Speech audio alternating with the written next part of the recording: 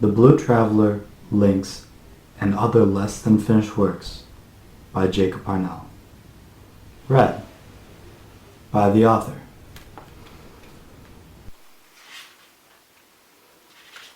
About the author. My name is Jacob Parnell, a regular guy growing up. I tried my best to be accepting of all people, believing in the good of humanity, and thinking till this day that one person can make a difference no matter who they are.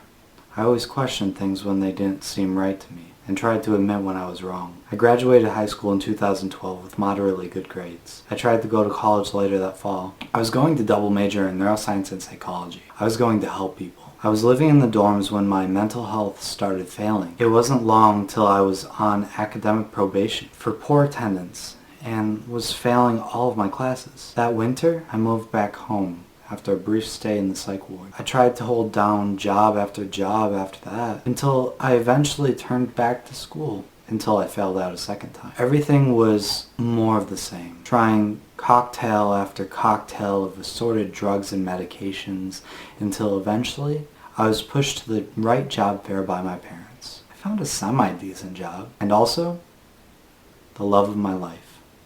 Ever since then, I've been doing much better, becoming more and more stable. The stories you're about to read are not so much about me as they are about the words and the worlds between words. The Blue Traveler, Lynx, and my other less than finished works were written with the intent to tell my story through a series of separate stories. Just because I never had the energy to finish doesn't mean they deserve to stay on the shelf. This anthology of unfinished novels, I hope, will keep your attention long enough to glean something and encourage those who read to realize that we are all just humans, no one better than the next.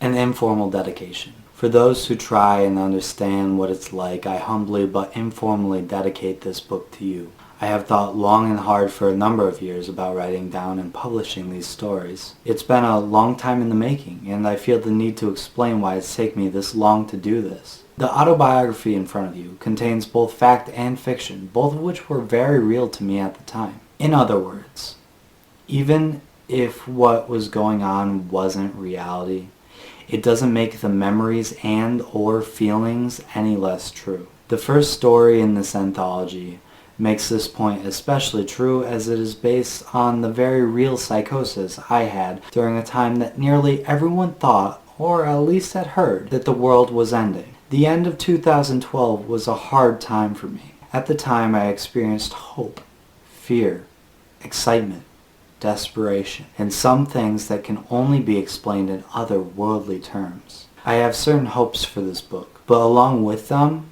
I have always been hesitant because I have always had certain fears as well. My goal is to spread hope, understanding, and inspiration. I do, however, fear that someone might be influenced by some of the more abstract ideas within these pages. I then write this as a warning to those of us who are having delusional symptoms, such as sporadic thoughts, seeing things that aren't really there, or paranoia from any kind of mental disorder they may have. As someone who has experienced psychosis, I know how much effect the media you take in can have on your mind. I'm not a licensed psychologist, but if you are experiencing symptoms of this kind or are unsure, it may be in your best interest to put this book down and continue at a later time.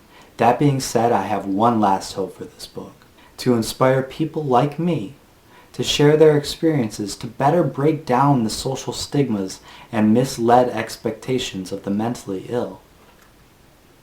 Truly, for my mom, who always said that she and my dad were my biggest fans.